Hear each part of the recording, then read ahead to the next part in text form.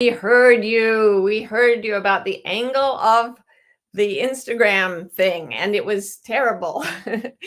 So we fixed it a little. There. It's a little better now, you've got to admit. It's a bit better, even though you have all this headroom above me, so I could wear a very fancy hat.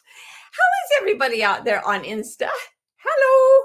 And on Facebook? Hello. Let's see, we got 21 people here. Woohoo! So it's beginning. Stephen is the first one in, and Tracy and Florence and Liza and Mary. And hi, everybody. I'm so happy to see you. Tomorrow's a holiday. Do y'all get time off work? I hope so. If you're in America. Yeah. For all of you out there laboring in other countries, we can only send you our very best wishes. And I'm not going to say anything that might brew up international controversy. So Roberta is here, and Diana and Anne and Carol and Megan and Donna. Everybody showing up. Diana's here. Christine. Many Christines, many Jessicas. Only one Tula. Hi, Tula. She's in Cyprus. It's pretty awesome. Okay, so Lynn and Jill, we have hit our 100 number, and I'm going to start in. So today's topic is riding the maelstrom. And I decided to talk about this because actually many people have asked me when, and I am going to write the sequel to my first fiction book, which was called, I didn't think of it as a novel. It's called An Allegory. And the title is Diana Herself. And if you haven't read it, it's about a woman and a pig and their adventures. That's all I'm going to say. But the point is, it's actually an allegory. And I'm going to tell you why I wrote that book, or well, at least one of the main reasons I wrote it, and why I decided to make it a trilogy. So I am not a person who goes to psychics. Twice in my life have I gone to a psychic. The first one, maybe more, but only 2 were any good. So maybe I've run into a few along the way. But the first one I was writing, Finding Your Own North Star, which was my first self-help book. And I hated it. I hated the book. I thought it was stupid. I thought everybody already knew it. And I was like, oh, I want to please my editor so much, but I'm so bad at this. So I was stalling and procrastinating, and I walked into the office of someone at the TV station where I was working, gave me a free session with her psychic. So in I went, all excited to hear about other things. And I sat down, and the psychic looked across at me, and his eyes widened, and he said, "You have a book to write." And he was like, yes, there are many impulses coming from the realm of whatever that say, get off your ass and write that damn book. And I was like, that was the last thing I wanted to hear, but it got me through it, helped get me through it. So then many years later, I wasn't writing anything. I was sick of self-help. Couldn't think of anything new to write. And so I just moved to the woods in California and was just going to run and be with the bears all the time, which I did a fair amount of. But someone gave me a session with a psychic when I moved to California too. So, because it was my birthday. So I got on with this psychic, and he said, "You've just bought a property with, what did he call it? A shrine on it." And I was like, really? The property I bought in California. Then I remembered there was a shrine to a horse on the property, a little kind of concrete altar. They'd buried him in the forest, this horse. And it was this very sweet little shrine. I said, "Oh, you're right." And he said, "The property wants a labyrinth on it." And I was like, well, that is an interesting thing to say, because right now, I don't know how you would know this. I don't know how anybody would have known this. Chris Brandt, my wonderful colleague and coach, is also a labyrinth maker and a labyrinth walker. And she was out at that very moment building a labyrinth on the property. I said, well, it just so happens, sir, that I do have a labyrinth coming along. And he said, really? He said, I thought that had to be a metaphor. Okay. Well, then I started to pay attention to him, because it actually, two things. One was that he nailed the labyrinth and the shrine. And the other thing was that he was surprised by his own correctness. And that always, for some reason, gives me confidence in a person. So I said to him, go, tell me what to do. Not something you should do very often. I don't recommend it, but sometimes it's fun. And he said, well, you have to write a book. And I was like, not another freaking book. I'm sick of writing books. Do you know how hard it is? Do you know how hard it is to the whole thing is hard. And he said, no. It's going to be fun. It's going to be simple. It's going to be 3 parts. One is about the transformation of the divine feminine, or the awakening of the divine feminine, then about the awakening of the divine masculine, and then one about how they get together and save the world. And I was like, well, that actually does sound like that would be interesting. That would be right up my alley. So I was going to write this little simple, weird allegory, like 50 pages long, that did the whole thing. And I started to write about the awakening of the divine feminine. And I was tracking around my property and out into the woods way beyond my property. And I started tracking a wild boar.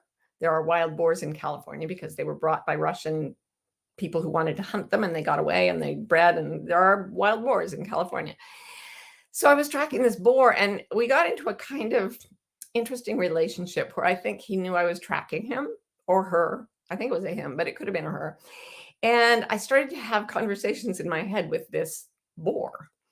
And out of that, I started to write the part about the awakening of the divine feminine, because I knew one thing. I knew that a pig raised on a farm, pigs are the only animals I know of where if a domestic farm-raised pig gets out and goes into the woods to live, they're very, very smart. So they often survive. They can eat anything.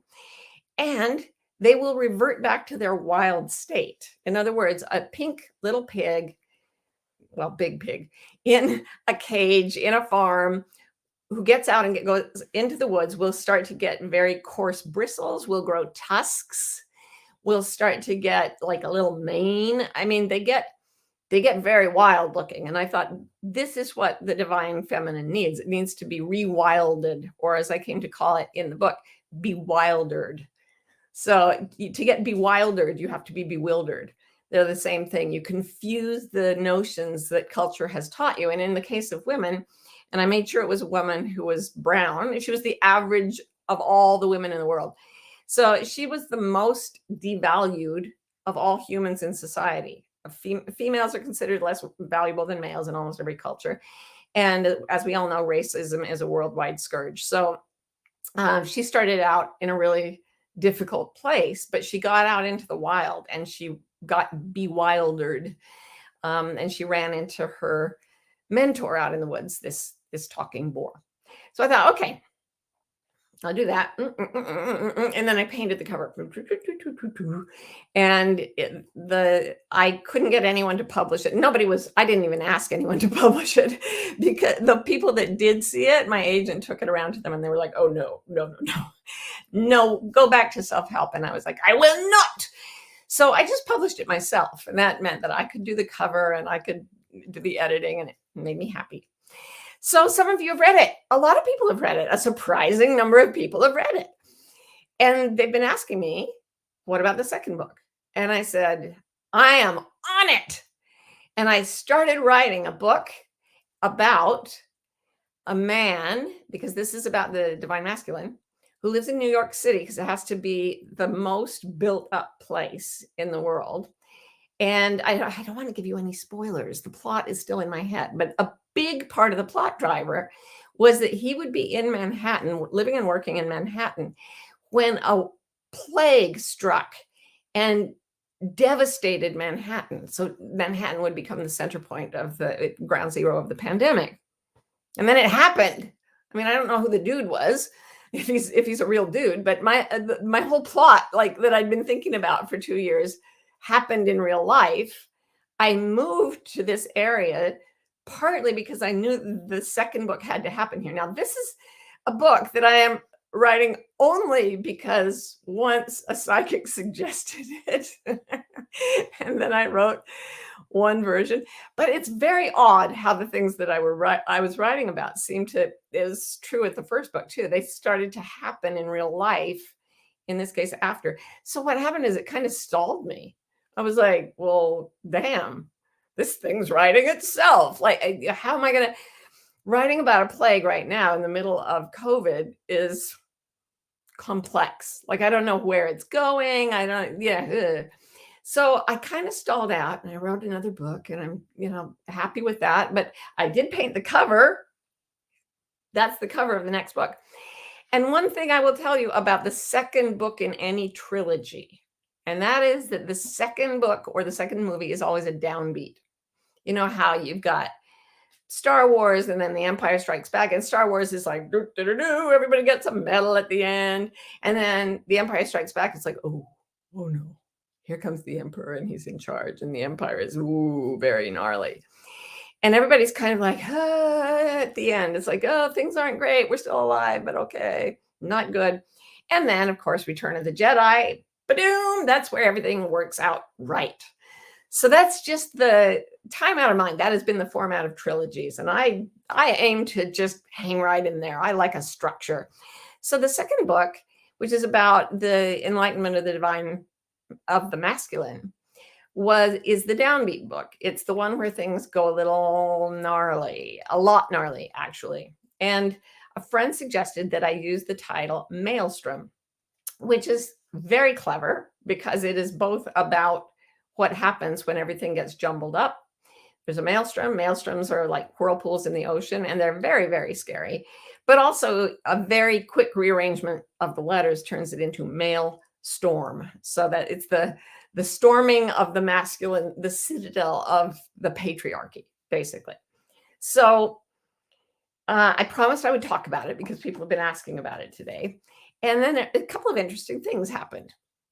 One thing was that night before last, or maybe the night before, we had a tornado warning in our area. This is the second tornado alert that we've had since I got here. And all the Pennsylvanians around me are going, we don't do tornadoes. I don't know what's happening here.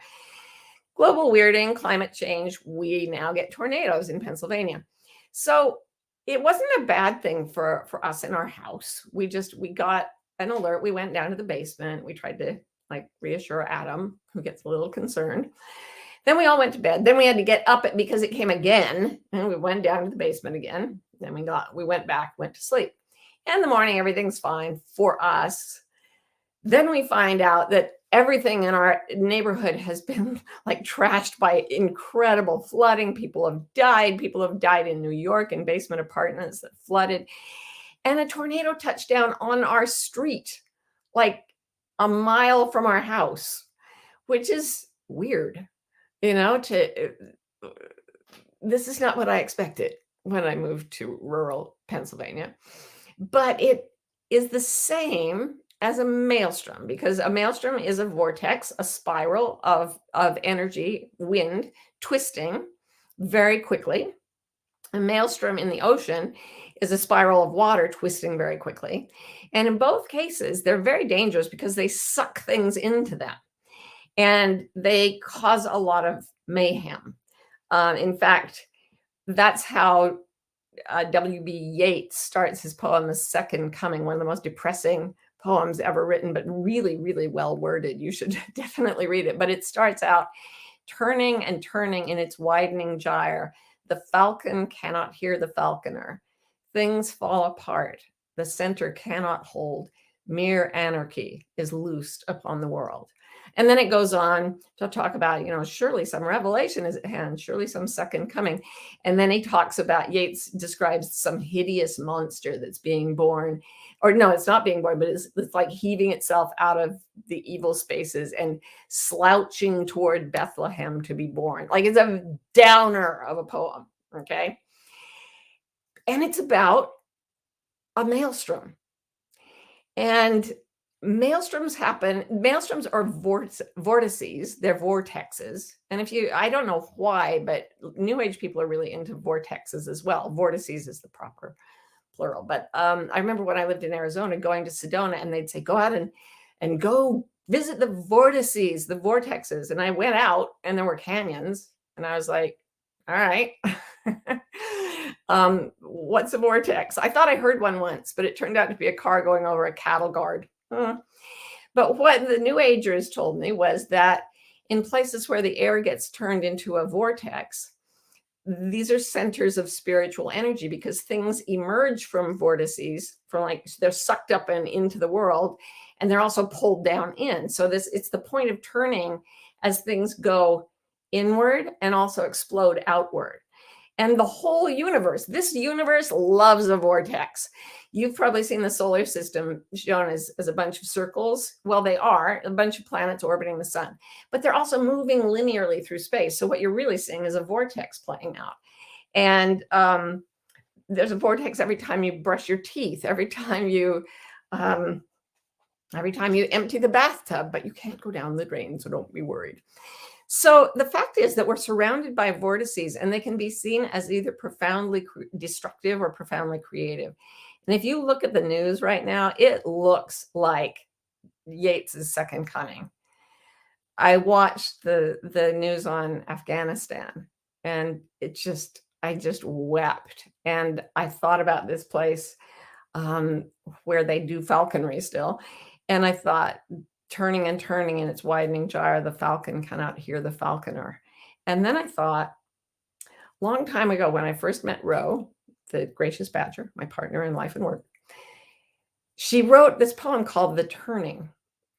And before she wrote it, or well, before she ever let me read it, she told me once she had this strange image that kept occurring to her, and it was a bird flying with its wings outstretched, and then ever so slightly it began to turn. And she said, I feel like the turning has begun. And this was 6 years ago. And I started to think about Yates's poem, and I thought, here's the poetry of a man who is like at the apex of like white male dominion over the globe. And it's really interesting that the image he uses is that a wild bird that has been subdued and tamed and trained can't hear the man screaming to it. Like falcons do just fine on their own. They don't cause mere anarchy, but it's almost like if we can't control that wild bird, if someone isn't screaming to that wild bird and getting it to do what it's supposed to do, the turning gets completely out of control, turning and turning in the widening gyre, turning and turning. And then Ro's poem, The Turning. And I thought, oh, it's turning, the whole tide of history is turning away from the dominion of human patriarchies, and it's going back to something different. I don't know what it is. This man here is walking into I don't know what, but it's very bright. It's very shiny, because here's what I think. I think we're in the middle of a maelstrom, and I think you may be in the middle of a maelstrom yourself. And here are the things to do when everything is turning and everything is spinning and you can't get control. The falcon cannot hear the falconer. Here's what to do. Realize that in comparison with the power of a maelstrom, you have no individual power. So stop trying. If you get caught in a wave, for example, in the ocean, my friend Susan Casey wrote an incredible book called The Wave, about wave dynamics in the ocean and big wave surfing. And one of the things she talks about is these guys who surf 100-foot waves, just unimaginable power. When they get dumped into a wave, I mean, it's not like normal. Like it's going to flat out kill you if you're not superhuman. And these guys pretty much are. But the first thing they do when they get dumped and they're, however many 100 feet underwater with all this commotion around them, is they relax completely. They slow their heartbeats. And the whole time they're being tossed around like rag dolls. They don't even try to resist. That's the way to get hurt. So they just get really calm and relaxed because they know eventually the turbulence of the water is going to spit them out somewhere. If it spits them out underwater before they get a chance to take a breath, they'll die. But that's the bet they take. But they have an almost reverent relationship with this experience because they really are coming that close to death. And at that moment, the challenge is to give up control.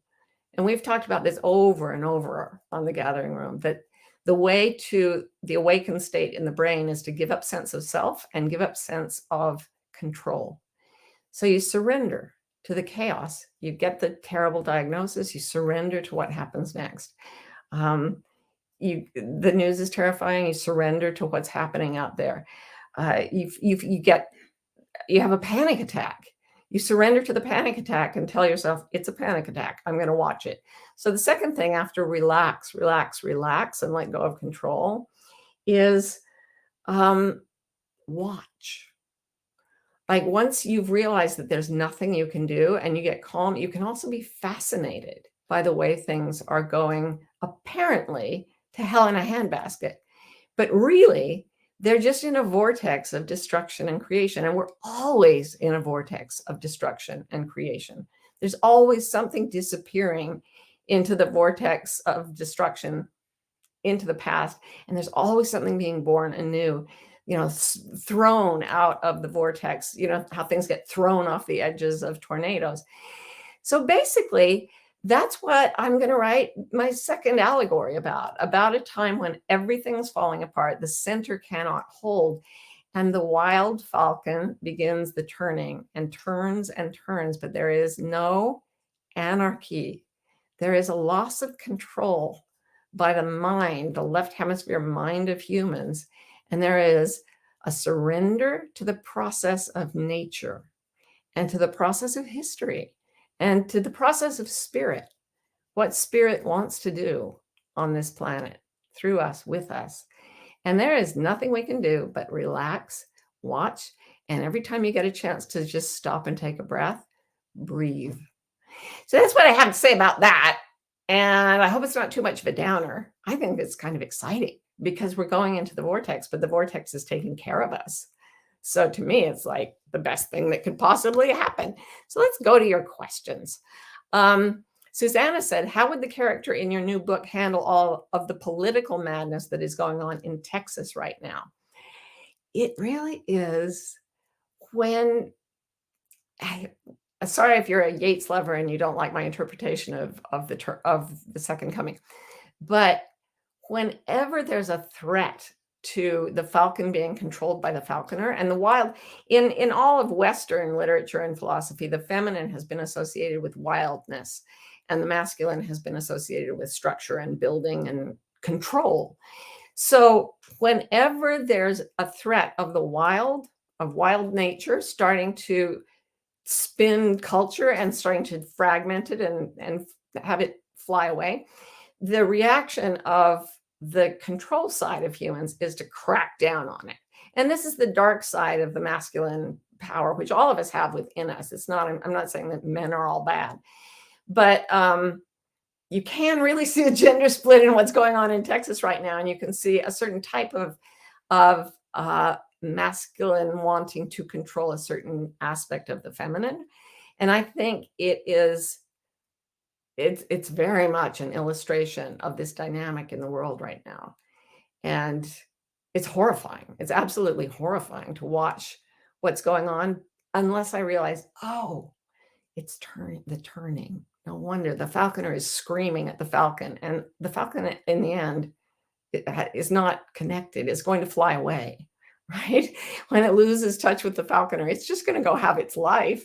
And the falconer might be stomping around going, I need control of that bird. But the bird's going to be fine. And so will nature. So will the man if he just stops thinking he needs to control falcons. Okay, so Donna says, do you think the maelstrom is the uniting force of the transformation of consciousness? I think that the place where maelstroms form is, for example, at the equator, where water spins counterclockwise in the northern hemisphere and clockwise in the southern hemisphere. And when you get these different currents that are turning in those directions, then they hit each other. At the point of turning, where the two forces that are turning in opposite directions conflict with each other, you get these spins. And what I think happens there is it's probably what happens in a black hole. Things get pulled in and obliterated, but also we don't know. We know that information can't be destroyed. So it has to be emerging. I mean, I agree with the physicists who think it's exploding outward into new universes and creating a whole new universe out of the dark whirlpool that looks like it's sucking everything to annihilation. Boom, it's actually a form of creation as well. So would I say it's the uniting force? No, it's the maelstrom force. It's the turning of all the tides of history. It is a massive shift in everyone's life and in the life of humanity collectively. And I hope in the lives of all the other beings on the planet too. I hope it puts things back the way wildness wants them. So I would say it's less uniting than it is uniting to be going through it together, but only if we communicate well. It's just, you can choose. Are you going to let it rip you apart and divide you? Or are you going to let yourself be transformed by relaxing control? So, I'm getting a lot of screenshots, but they just say screenshot. So I am going over to some of the questions that have come in on the chat. Okay. Florence says, oh, great. Thank you. Okay. So Christine says, tips for letting go of the desire to control.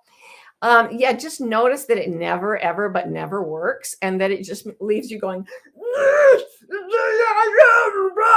I mean, whatever you've tried, if you've tried to control an addiction, if you've tried to control your body, if you've tried to control your thoughts for any length of time, you know it's hopeless. We have so little control until we go and realize that it's as they say in Zen, don't push the river, it runs by itself. I would say don't push the whirlpool, don't push the maelstrom, it twists by itself. If you just get frustrated enough and then feel how relaxing it is to finally let go. Okay, so here is the key, one word, and I've talked about this a lot too: trust. Go deep, deep down in your own cells. I like to imagine, the electrons orbiting the nuclei of all your molecules are doing the same dance that the planets are doing around the sun, and they're moving as well. So they're doing their own little vortex dance. And I like to look down infinitely deeply and see that from my molecules on out. And when I say I see it, it just becomes clear. Everything is at peace and everything is well ordered. And I don't need to worry. My little flash of life in this body is being very gently and delicately handled. Is that true? I don't know, but I trust it. And for that reason, I have a joyful life. And when I didn't trust it, I lived in hell. And the only thing that shifted was my mind. So I would say trust, one word. So Florence said, I can surrender, but it seems to cost me joy. The only thing that will cost you your joy is attachment. So if you're attached to something, like today, Ro and I went down to record a podcast. But then we got some difficult news right before the podcast. And we tried, and the energy wasn't there. And I was just like, we can't do it right now. And Rose said, oh, I thought you'd be mad that we aren't going to do it. But I was like, no, I really wanted to do it. But I know that attachment to something only makes me unhappy because I can't control anything. I couldn't control us having a weird text that made us feel bad for a minute. So instead, you just surrender as quickly as you can. And what happens next is the thing you thought you were going to do goes, and then you say, okay, what happens next? And that's the point where you watch. So we stopped trying to podcast and we went upstairs and started Googling things online. And that's what happened next. And it was wonderful. And anytime I've lost something, including horrible losses that felt horrible to me at the time, like losing the idea that my son would not have Down syndrome, losing that normal baby I'd hoped for. It's not always that easy, but the less attached you are and the more you let go and then watch, the more what comes, like my beautiful, perfect son, is the answer to all your prayers and is more wonderful than you could imagine. I have a couple more, so I'm going to go a little overtime. Kate says, what's the ETA on the transformation? I'm ready for the left brain to go on vacay. Yeah. Okay. Well, since this is completely bizarro anyway, the third book, I'm not going to tell you anything about, but I will tell you that I think the timeline is about 5 years from now. And it's a fantasy allegory. Okay. I am not saying I know anything, but a very, very distinct timeline emerged in my head. And it was like about 5 years from now. the third stage comes where the cavalry rides over the hill and things, male and female together, save the earth. Yay! So why not believe it? It'll keep you happy for a while. And then Mary James says, my 14-year-old son wants me to be more politically active, but I just want to surrender, questioning how much I should be shouting and raising my fist. Am I not standing up for what's important? Such a great question. If you're really surrendered, then when it's time for you to take a political stance, you'll find yourself doing it. So that's for me, when I wrote my memoir, Leaving the Saints, about Mormonism and how I think child sexual abuse is rampant. And I think it's a very patriarchal and psychologically destructive institution in some ways. That was a political act for sure. And I got in a ton of trouble for doing it, but I couldn't. I was resisting as hard as I could. For 10 years, I resisted writing that, and then it just had to happen. So when I stopped controlling, it just happened. So if we're surrendered, you guys, here's the thing. It's not mere anarchy. It's the falcon. The falconer might be running around going, here's what you have to do. And you'll be like, no, I'm going to turn on my own wings. And I see you, little falconer, and I love you. And if you could just let go of me a bit, we could be friends. But I'm not really going to do what you say anymore because I'm wild. And the world is meant to be wild. And the gyres are not destruction. They are creation. And they're the dance of matter into and out of form. And it's all joy if you stop trying to control the universe. So thanks, you guys. Thanks for listening to my weird gathering room today. It was really fun to play with my own little mental toys in front of y'all. And thank you for joining me, and have a wonderful week. Till I see you again on the gathering room. Thanks for being here.